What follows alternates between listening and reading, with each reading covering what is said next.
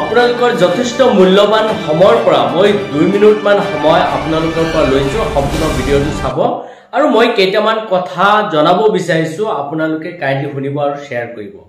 আপোনালোকে নিশ্চয় শুনা পাইছে যে দৰং জিলাৰ চিপাঝাৰত থকা পদুম পুখুৰী নামৰ হাই স্কুলত অধ্যয়নৰত নৱম শ্ৰেণীৰ এজন ছাত্ৰক দশম শ্ৰেণীৰ ছাত্ৰসকলে মৰিয়াই হত্যা কৰিছে আৰু এই ঘটনাটো সংঘটিত হৈছে বিদ্যালয় চলি থকা সময়ত, অৰ্থাৎ বিদ্যালয়ত পাঠদান চলি থকা সময়ত এই ভৱেশ ডেকা নামৰ ল'ৰাজনক মৰিয়াই হত্যা কৰিছে।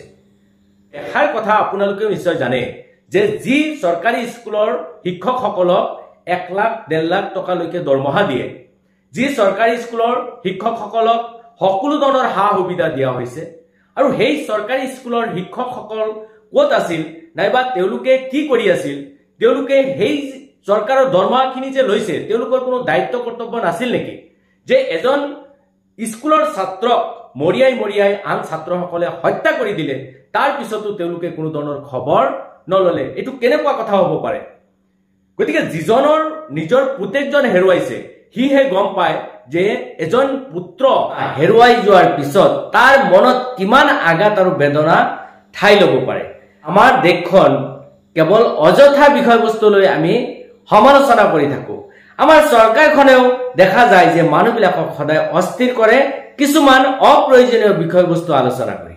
আজি অসমৰ শিক্ষা বিভাগ ফেল পৰিছে, যাৰ কাৰণে আজি শিক্ষা কেন্দ্ৰত আজি শিক্ষাৰ অনুষ্ঠানত এনেকুৱা ঘটনাবিলাক সংঘটিত হ'ব লাগে।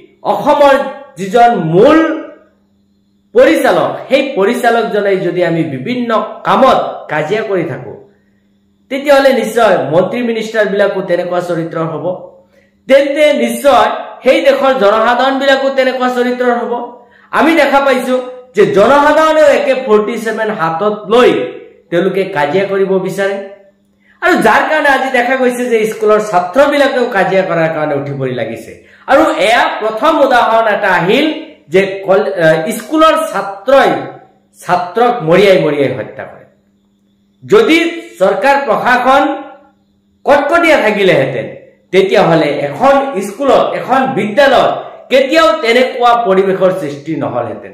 আজি দেখা যায় অপ্ৰিয় হলে সত্য কথা কিমানখন স্কুলত ছাত্ৰ ছাত্ৰীবিলাকক নৈতিক শিক্ষা দিয়া হয়, কিমানখন স্কুলত ছাত্ৰ ছাত্ৰীবিলাকৰ আচৰণৰ ওপৰত গুৰুত্ব দিয়া হয়। আমি কেৱল কেইটামান টপিকস বাছি লৈ সেই টপিকস বিলাকৰ ওপৰত আজিকালি টিচিং দিওঁ। ছাত্ৰ ছাত্ৰীবিলাক যে নৈতিকভাৱে ডেভেলপ কৰিব লাগিব, তেওঁলোকৰ আচাৰ ব্যৱহাৰখিনি যে ডেভেলপ কৰিব লাগিব, সেইবিলাক কথাৰ ওপৰত আমি কোনো ধৰণৰ গুৰুত্ব আৰোপ নকৰোঁ আৰু যাৰ কাৰণে হয়তো আজি তেনেকুৱা ঘটনাবিলাক সংঘটিত হৈছে।